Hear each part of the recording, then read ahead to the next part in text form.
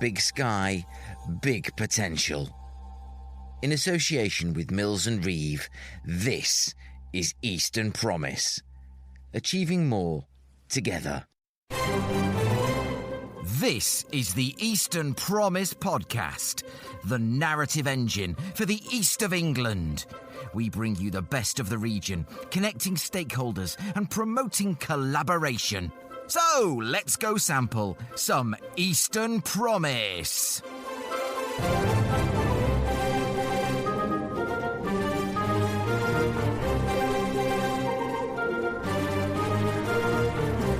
I'm your host, Mike Rigby, and this week I'm at the Norwich Research Park to chat with a supergroup drawn from the park's UKRI-funded institutes and partners. We'll be discussing their role at the 2026 Royal Norfolk Show, powered by ecosystem builder Connected Innovation. We'll also be looking at how science communicates impact in the modern world and how the institutes message the innovation coming from Norwich. A peerless picture of Norwich's unique scientific community is coming your way on this week's Eastern Promise.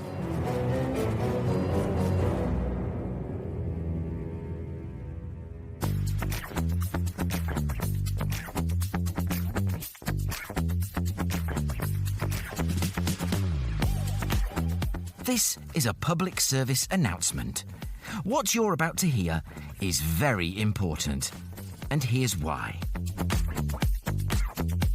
This episode is part one of a wider conversation about how the institutes on Norwich Research Park take the triple I of research, ideas, innovation and impact, and communicate that to the public, as well as investors, journalists and policymakers, whether at the local, national or international level.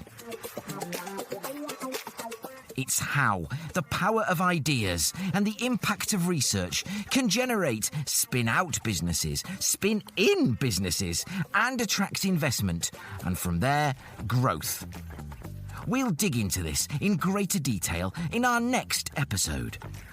In this episode, meanwhile, we'll be looking forward to the Royal Norfolk Show 2026, where the research institutes are taking on the show's famous Innovation Zone marquee. The Royal Norfolk Show is the county's foremost shop window where, across 2 days, you can reach tens of thousands of people, not to mention the odd royal. So join me now as we uncover the Norwich Research Institute's exciting plans for the show. Let's get into it. Morning, Mike. I'm Dr. Matt Gilmore. I'm the Chief Scientific Officer at the Quadrum Institute, a UK Research and Innovation-funded research institute that focuses on improving the quality and safety of UK food supplies. Hi, good morning. My name is Agnieszka Witek. I'm a postdoctoral researcher at the Sainsbury Laboratory. And for those who don't know, the Sainsbury Laboratory is a small laboratory attached to John Innes Centre. However, we're completely independent and our major focus is plant diseases, research both on fundamental level and then some of those discoveries are by us applied to real-life crop products. Hi, Mike. Well, I am Dr. Diego Durantini. Thank you very much for having me. I am a project and program manager at the John Innes Enterprises, which is the commercialization arm of John Innes Centre, which is like QIB, a BBSRC-funded institute here on the research park focused on plant, soil, and microbiome or microbiology research, focusing right now on commercializing the vitamin D enriched tomato, which is an innovation that Cathy Martin's group has published and wants to bring to market and to fruition to the UK public. And that's, yeah. And that is who you are. Fantastic. Exactly. Fantastic. I've always tried to sort of get the distinction in my mind between the two, as that the John Innes Centre is sort of unlocking the potential of the plant world, and the Sainsbury Laboratory, the people who make sure the plants are healthy enough to be unlocked. So I don't know if that's accurate, but that's my layman's way of looking at it. And round the table we go. Hi, I'm Jade. I'm a PhD student here at the Earlham Institute, and I am in Dr. Richard Leggett's group. And the Institute as a whole is focused on a lot of different things within science. So we use genomics and data science to look at human health as well as plant health and a range of other organisms. I myself am focused on a project called AirSeek, where I look at microbes in the air. Ooh. That's both very interesting and slightly frightening. But thank you very much and welcome, Jade. Next. I'm Dr. Sue Coleman. I'm an Intellectual Property and Commercialisation Officer at the University of East Anglia. And my particular group, we deal with innovations from across the university, so plant health, right through to computing and the arts as well. Right. So maybe you're the person I need to speak to about my intellectual property, such as it is. Go ahead. I'm not going to say your name because that throws everybody then. Thanks, Mike. Good morning, Scott Cogman. I'm from the Connected Innovation Network, which is an innovation ecosystem across Norfolk, Suffolk and Essex, comprising of leading innovation hubs, which I'm delighted to be joined by some on the podcast today, our sector and industry groups and wider support networks covering everything from early stage support through to grant funding up into kind of investment, equity and debt funding as well. Effectively, we are kind of being the connectors and sort of conduit across the region in terms of engaging collaboration, encouraging innovation and connecting kind of key partners and being that key signpost. And our role in the Innovation Hub is as a key coordinator across the 2 days, so showcasing all the fantastic innovation that we have going on across the region and working with the brilliant partners I'm joined with today.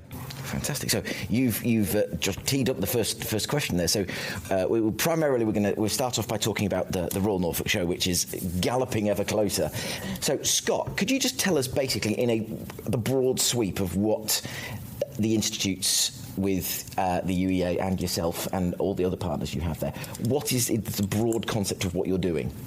So effectively, we've been working alongside the RNAA to kind of take on the Innovation Hub this year, coordinate the space, but try and frame it in a way that we can kind of give an opportunity for visitors at the Royal Norfolk Show to be able to kind of come in and see a kind of engaging presentation, see firsthand some of the fantastic research and innovation that's going on across our research institutes, across our innovation partners across the region.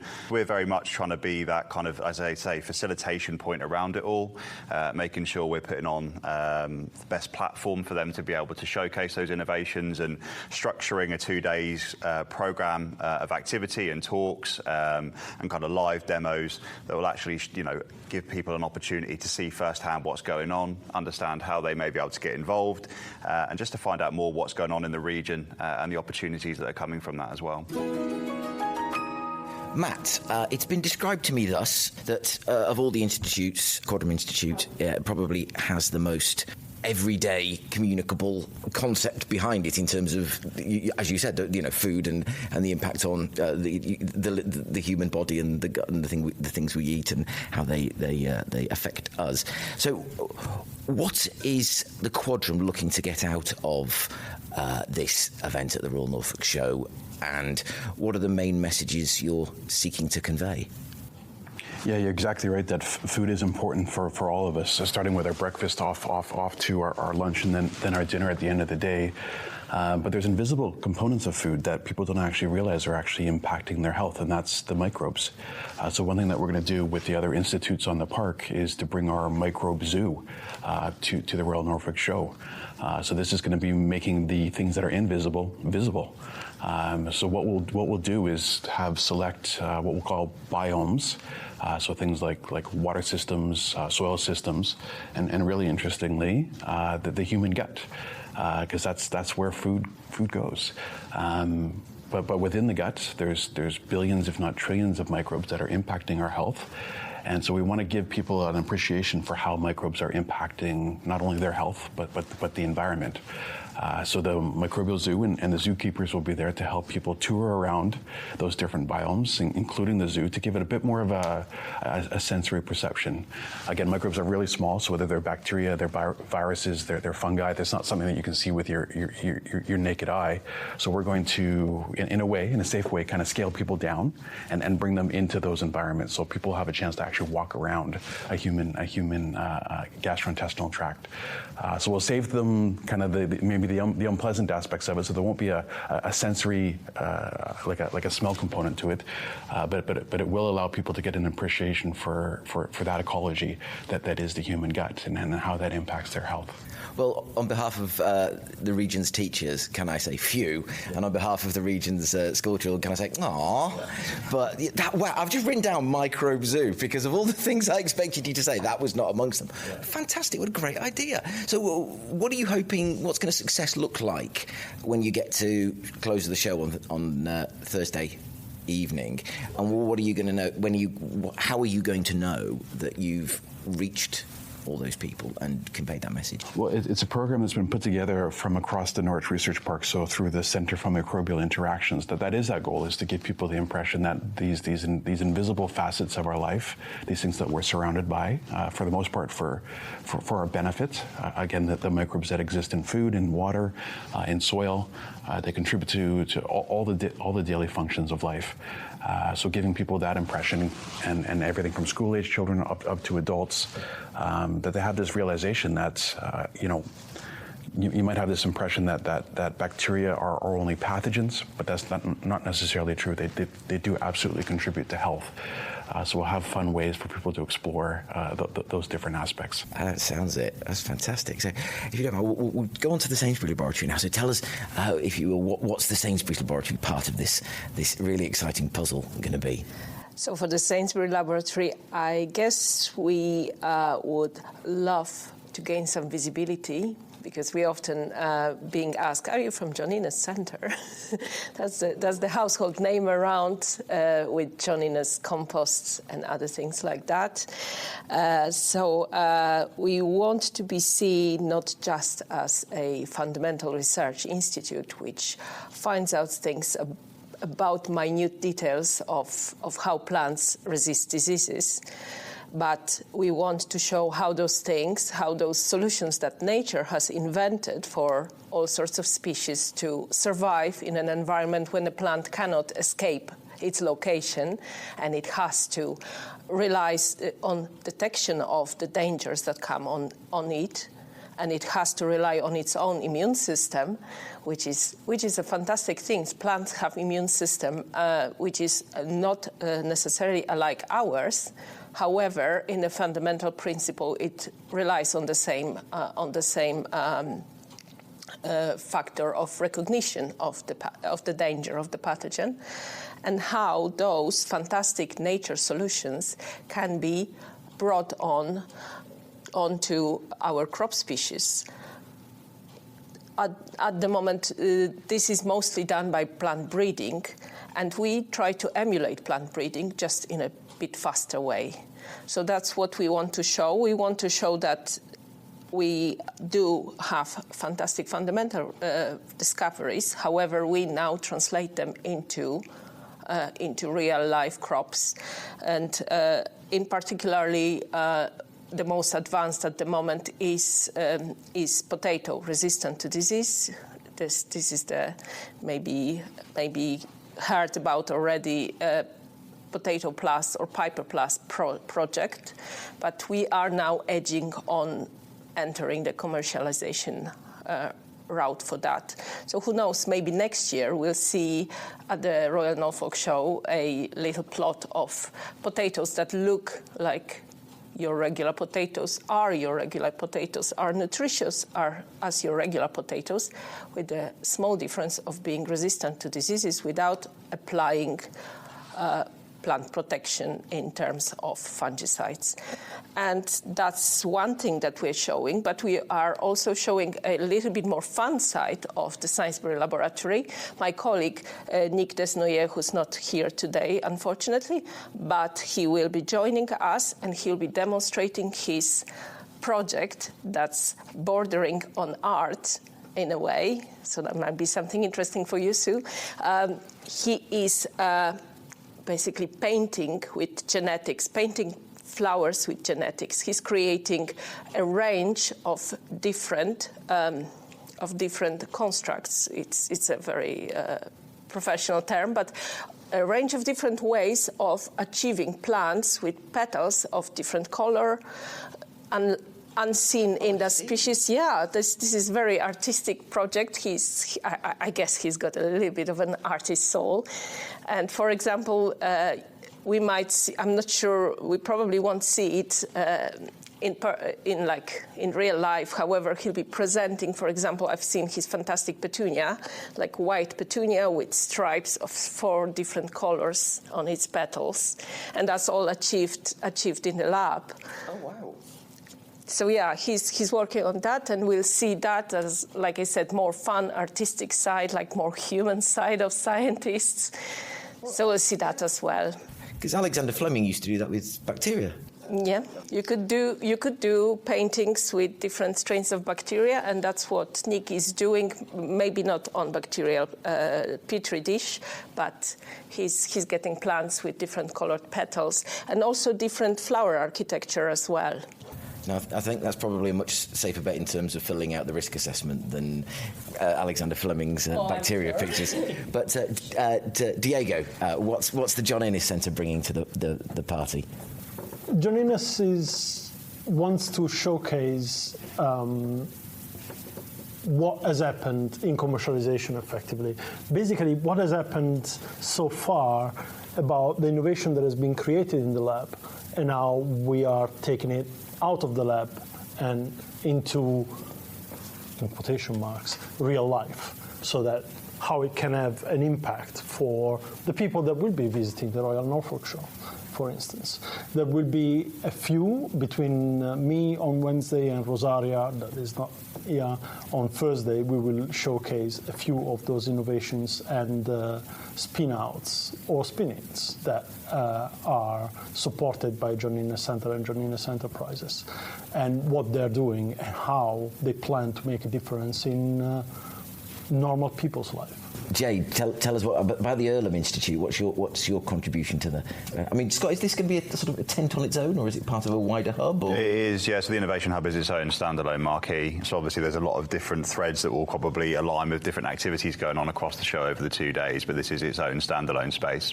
Fantastic. Sorry, Jade, what's the Earlham Institute up to? Yeah, so we'll be at the Royal Norfolk Show as well. I will be there myself, and then another colleague in my group, Darren Heavens, will be there, along with Ashley Lister will also be there. I think, like TSL, we kind of want to show the research that we do at our institute. We're quite a small institute, and I think a lot of people maybe haven't heard of us, as with TSL. We get a lot of questions, again, like, are you from the John Innes Centre, when we're not. Oh, Diego, what are you doing to these poor people? Sorry for that. It's just a very big, well-known institute, but it's helpful for us because then we can be like, no, I'm from Earlham, let me tell you about what we do. So we'll have some examples from different groups within the institute. I'll be talking about my work, as Darren will be, on AirSeek, which is the project where we're looking at microbes in the air. And I think for us, one of the things we're interested in doing is engaging with people who work in industry or members of the public. I'm particularly focused on looking at agricultural pathogens within the air, and I think it'd be really nice to engage with people in the agricultural space about how our work can help support them in the future. And then also, my group has recently commercialised a business which is called Agnos Biosciences, which is based off of the AirSeek research. So it'd be really great to kind of get people to know about that as well.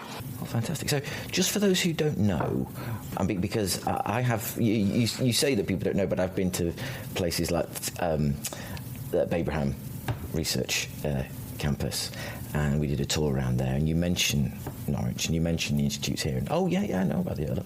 So you're maybe not quite as undercover as you think, but tell us what the Earlham Institute does for those who are living as a hermit. Yeah, so as I mentioned, we have a pretty broad focus. I think the thing that ties us together the most would be looking at genomics and large data science, and then also looking at creating new technologies and using new technologies for genomics. So that's kind of the study of genetics, looking at DNA and RNA and how that can be used to solve problems within like biodiversity and also human health as well as plant health. So I think genomics is really the key that draws us all together, but we use it in many different ways at the Institute. So Sue, what's your role? Is it to leap upon investors? Is it to check people aren't stealing the good stuff? What is it? It's to work with all the UEA academics and help them to realise the innovative ideas that they've all come up with. So that's right from our scientists through to the cultural heritage of the region as well.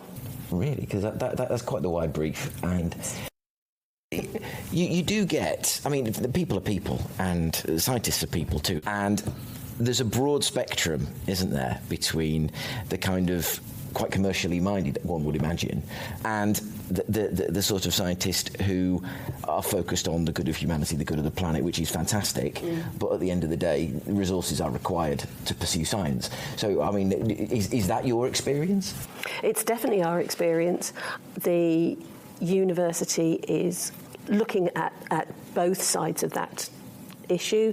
We do have scientists, and we have all people across the university who are looking to potentially commercialise. There are others who are looking to benefit society by using not-for-profit organisations, and there are those who wish to steer policy as well, so that we get the ideas. So we've got a lot of our environmental sciences are looking at policy rather than necessarily at commercial opportunities. No, it's fascinating to have that broad spectrum of people sort of keeping an eye on them, and because obviously we've had, looking at John Innes, we've had the name of the act, the bill and the act that's now escaped me at the most embarrassing moment possible. Precision breeding. Thank you. Yes, I didn't know what I was talking about either. Precision breeding act. So that's great that you've got that wide spectrum of expertise. So Scott, before we sort of move on to the next part of the discussion, could you tell us about the logistics of those who've heard enough, and we want to get there as fast as humanly possible on Wednesday morning? So yeah, the plan is to kind of kick off proceedings at 10 a.m. in the Innovation Hub. So it'll be led by ourselves at Connected Innovation, and then we'll have a structured day of different programming and talks, live demos, showcases from all the partners that we're joined with as well. So we'll be making sure that we share that and getting that out through comms well in advance as well of the show. But it'll just be an opportunity for people to come along and engage in a slightly more dynamic way, kind of moving away perhaps from the more exhibition-focused layout of the Innovation Hub, and just giving people more of an understanding of kind of exactly what, getting beneath, I guess, the hood of some of the innovation and research that's going on within the region, and actually kind of not just within the region, but about the kind of global benefit, global impact that it's having as well. That's all focused here. So yeah, that was kind of the plan of the day. So and you've got that convening role, have you, at Connected Innovation, to sort of pull it all together? And I mean, it's fantastic to see, because it's like a super group. It's like sort of the travelling Wilburys of science, the Crosby, Stills, Nash and Young, if you will, of science. And because Norwich Research Park is so close physically, this is walking distance stuff here. It's fantastic. You've got such diversity so close at hand, and it's wonderful. So fair play to you for squeezing that into one, albeit quite large tent. Yeah. And shaking it up a bit over previous years. I think that's really what we need. Is that the plan, is it? Yeah, it is. I mean, obviously we're very fortunate in the sense, obviously we work across a very wide sort of ecosystem, and get to see some of the research and the innovation, some of the kind of knowledge transfer, commercialisation spin-outs that come from that. But I think what we're always keen to do is to try and expand the breadth of that, to make sure people are aware of what's happening here. And I think it just gives us a fantastic platform, not only to showcase it across the 2 days, but to do activity like this to bring more awareness, but also to see actually how we as a region and wider ecosystem can take some of these innovations forward. Are there potential actions that could come off the back of the Royal Norfolk Show as well, different activities that we can work on throughout the year or look to build on for the Royal Norfolk Show in 2027. So there's a lot of different strands, but all very exciting. My huge thanks to Matt, Agnieszka, Diego, Jade, Sue and Scott. If you're listening before the 25th of June, do go and see them at the Royal Norfolk Show. And on that note, let's dive into my specially scientifically selected action points. Action points! Action points! Action points! This is part 1, and I only have 1 action point.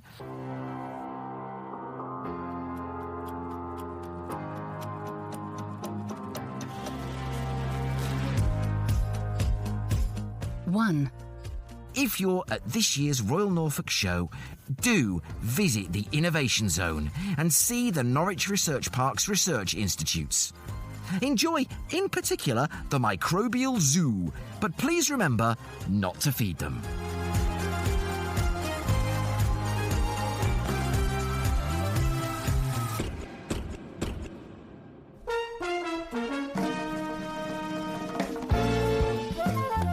And that's the end of the line for episode 174 of the Eastern Promise podcast.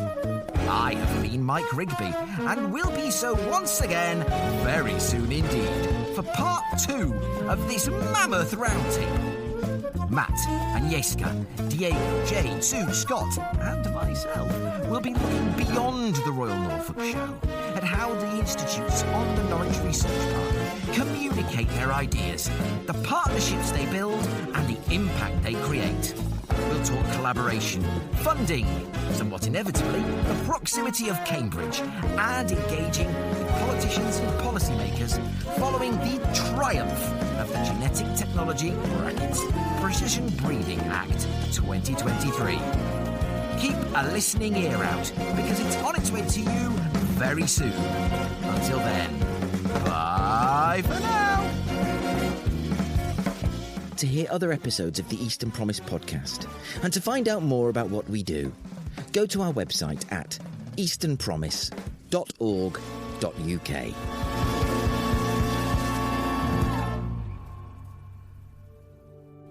Eastern Promise is a Pudding Shed production in proud association with Mills and Reeve. Achieving more together.